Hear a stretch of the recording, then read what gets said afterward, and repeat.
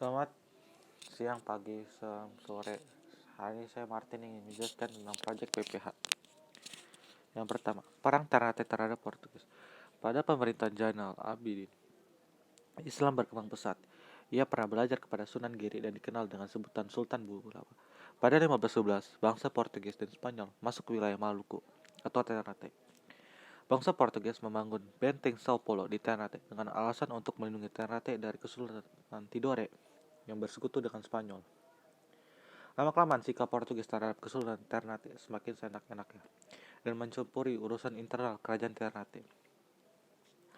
Sultan Cairo merasa tidak nyaman dan mempersatukan seluruh daerah-daerah di Maluku dan melakukan penyerangan terhadap Portugis, namun ia dijebak oleh Portugis dan dibunuh. Sultan Ba'abullah menggantikannya dan melakukan perlawanan pada tahun 1570 dan berhasil mengusir Portugis. Kekalahan Portugis menjadi pintu masuk untuk Belanda untuk menguasai rempah-rempah. Pada tahun 1580, Spanyol yang telah bersatu dengan Portugis mencoba menguasai Ternate lagi. Kekalahan yang diterima Ternate membuat hubungan dengan Belanda, meskipun banyak biaya yang harus dikeluarkan oleh Ternate dan Ternate berhasil menahannya. Perang Ternate Portugis adalah peperangan antara Kesultanan Ternate dan Portugis yang dilancarkan oleh Sultan Ba'abullah untuk membalas pembunuhan Sultan Harun dan mengusir Portugis dari Ternate. Bangsa Portugis melakukan pelayaran ke timur dengan maksud untuk mencari rempah-rempah.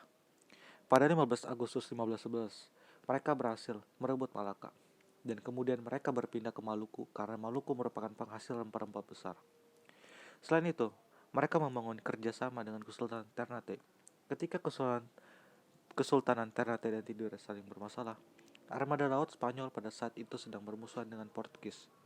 Spanyol pun diterima di Tidore. Di Ternate, Maluku terjadi pertentangan yang menjurus pada pengusiran Portugis oleh rakyat Ternate yang dipimpin oleh Sultan Cairo.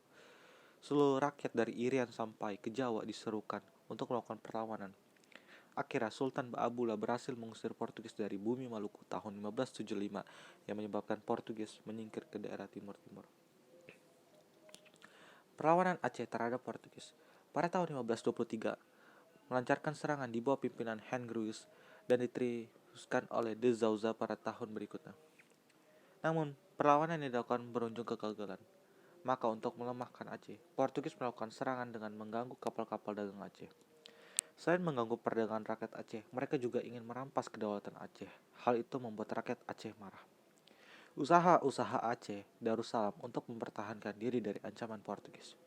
Aceh berhasil menjalin hubungan baik dengan Turki, Persia, dan Gujarat, India. Aceh memperoleh bantuan berupa kapal, prajurit, dan makanan dari beberapa pedagang muslim di Jawa.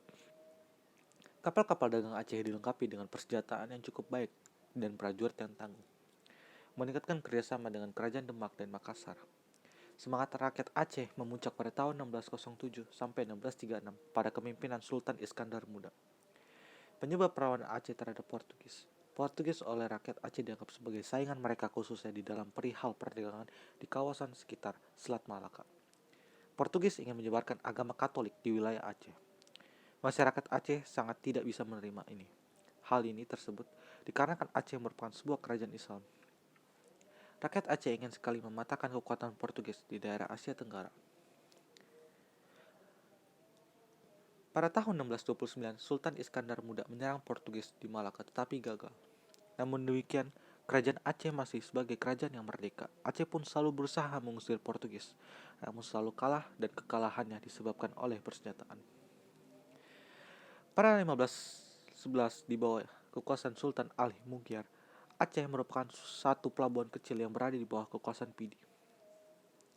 Dengan bermodal 30 kapal, Aceh berhasil mengambil kapal-kapal Portugis dan membawa beberapa macam meriam milik Portugis.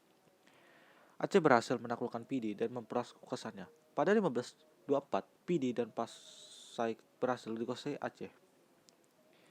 Setelah pasukannya berhasil mengusir Portugis dari daerahnya, kemenangan Aceh Portugis dilengkapi dengan keberhasilan Aceh mengalahkan armada Portugis di Aru. Perlawanan Mataram terhadap VOC. Sultan Agung adalah raja yang paling terkenal dari kerajaan Mataram. Mataram mencapai zaman keemasan.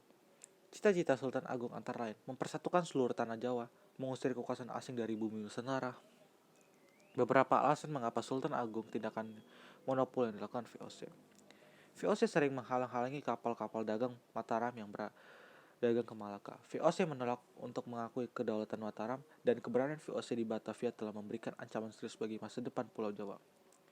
Sultan Agung mengadakan serangan ke Batavia sebanyak 2 kali, yaitu tahun 1628 dan 1629.